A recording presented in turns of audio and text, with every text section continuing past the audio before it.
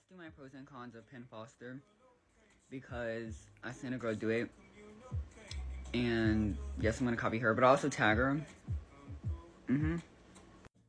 Okay, some of the pros that I have are you get to graduate in 6 months if you do like the fast track, so like do it every day, do all the do it on time, okay. But you pay for 3 years, so you have 3 years to complete it.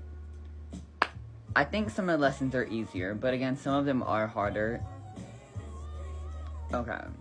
You can still walk across the stage, but you have to pay for it, and it's in Pennsylvania. You get your diploma and not a GED, and you can do your work when you want. Okay, some of my cons are you're bored all day because your friends are at school, and there's nothing to do because you're at home.